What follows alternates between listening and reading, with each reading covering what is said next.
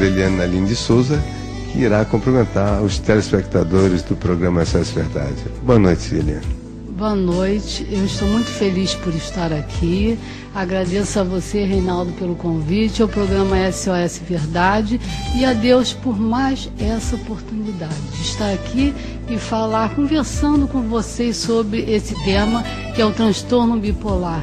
Um tema muito importante, seríssimo, já que milhões de pessoas têm sido afetadas por essa doença. Perfeito, Eliane. Nós aqui ficamos felizes com a sua presença e como nós sabíamos que o tema seria esse transtorno bipolar, nós preparamos algumas perguntas para você e vamos iniciar que você nos informe realmente o que é o transtorno bipolar, por favor. O transtorno bipolar é um transtorno da mente, é uma doença que se caracteriza por uma instabilidade do humor. A pessoa que possui um transtorno bipolar, depressão, ora ela está em euforia, que também é chamado de mania. Antigamente era denominado de psicose maníaco-depressiva. E essas pessoas elas oscilam com uma intensidade muito grande e até muito assim preocupante, porque essa instabilidade de humor, a pessoa ela pode ter assim impulsos e cometer assim, ter um tipo de conduta muito difícil de se lidar com pessoas, de estar no meio com pessoas, de conviver com pessoas com esse tipo de transtorno.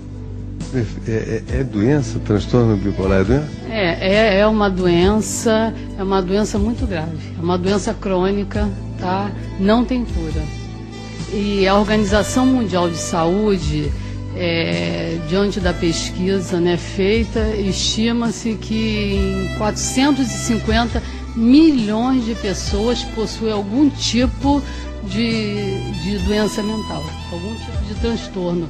E o que impressiona é que menos da metade faz algum tipo de tratamento.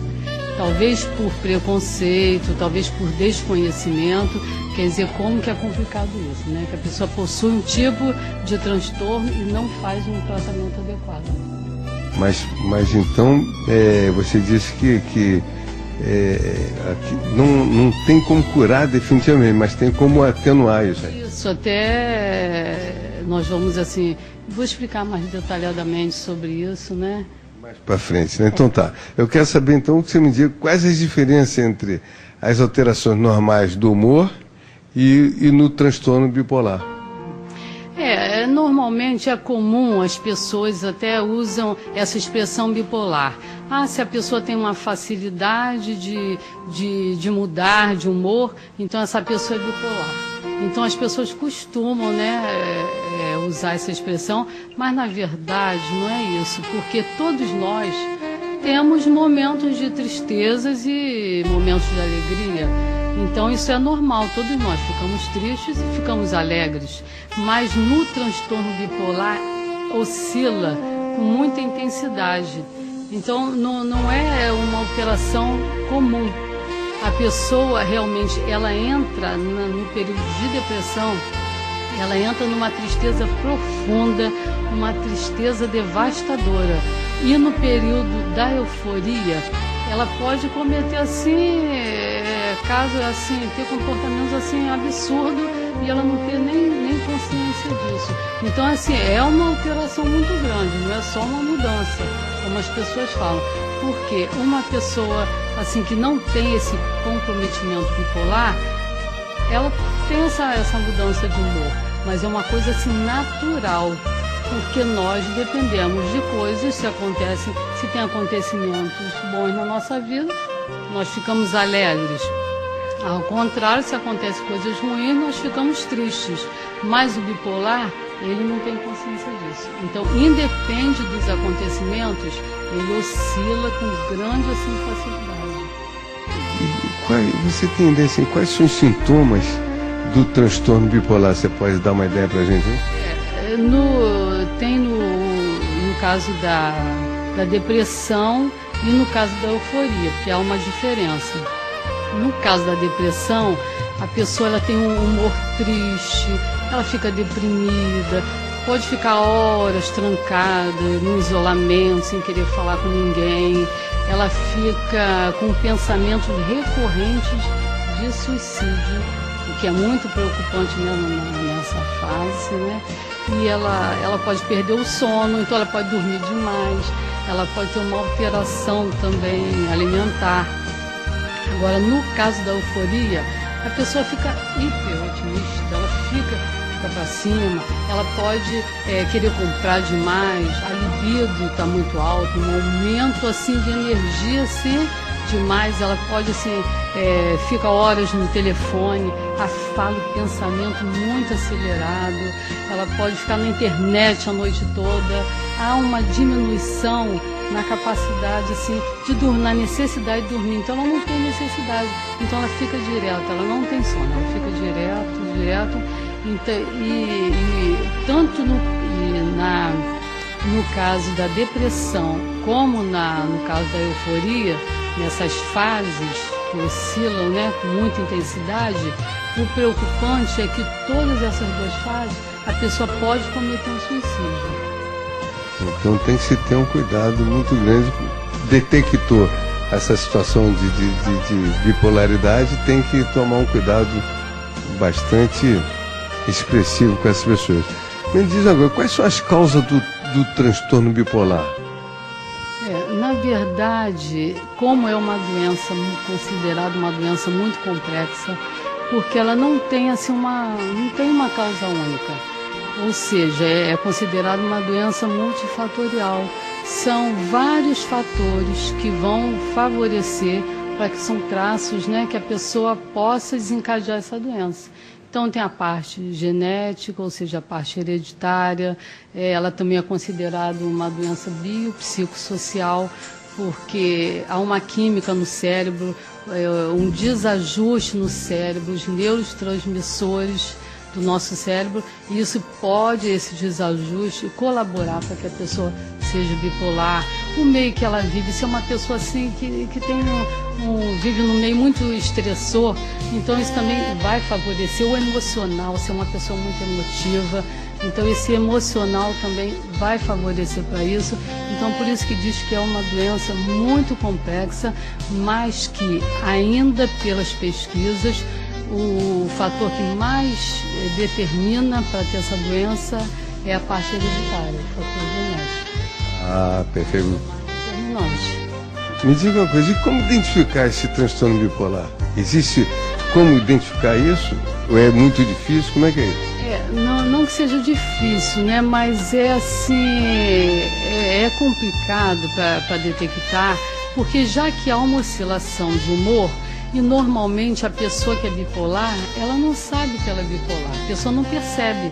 Quem percebe são as pessoas de fora, são os amigos, a família, que percebe que a pessoa está muito triste e daqui a pouco a pessoa está muito eufórica, a pessoa está muito alegre, e a pessoa, ela não percebe isso. Então fica assim, mais complicado nesse sentido, né?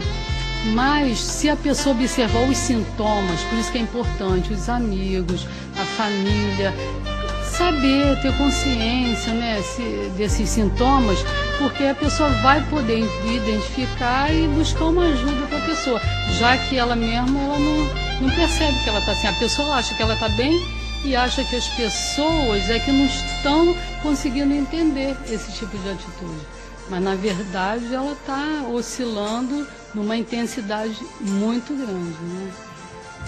Olha só, evidentemente que aquela pessoa que se conscientizar que está com transtorno, está vendo o transtorno bipolar com ele próprio, aí vai ser mais fácil de tentar atenuar. Então eu queria que você nos dissesse qual o tratamento para o transtorno bipolar. Qual o tratamento que é usado para essas pessoas? Existe o tratamento medicamentoso, que é feito por um psiquiatra, né? Porque aí ele é um desafio para um psiquiatra nessa área, né? Porque tem a parte da medicação que vai agir nessa química cerebral, então tem a medicação que vai atuar E até acertar-se uma medicação é um pouco complicado. E às vezes a pessoa ela não faz uso da medicação, às vezes a pessoa não quer tomar remédio, então fica assim complicado, né?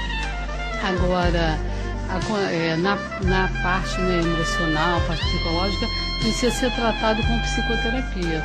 No caso, a psicoterapia vai ajudar a pessoa a ela se conscientizar, na aceitação da doença, um apoio também à família. A psicoterapia se estende à família, não só o tratamento individual, mas também à família, porque já que a família ela fica afetada também. Porque lidar com uma pessoa que tem esse transtorno bipolar é complicado. Uma pessoa que está nessa instabilidade do humor é complicado. Então a família também vai precisar de uma ajuda nesse sentido, para que possa orientar. Então esse trabalho é um trabalho que tem que ter uma junção, principalmente na crise. Se a pessoa está em crise, ela precisa de entrar com uma medicação. Só a terapia também não resolve. Então, junto o tratamento medicamentoso e junto com a psicoterapia, isso aí pode ajudar a pessoa para que ela tenha uma melhor qualidade de vida.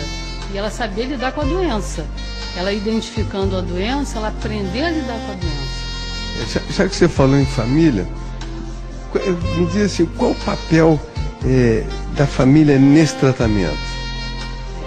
A família, ela fica um tanto assim comprometida, porque a pessoa com transtorno bipolar, ela não aceita determinadas situações, né, impostas pela família.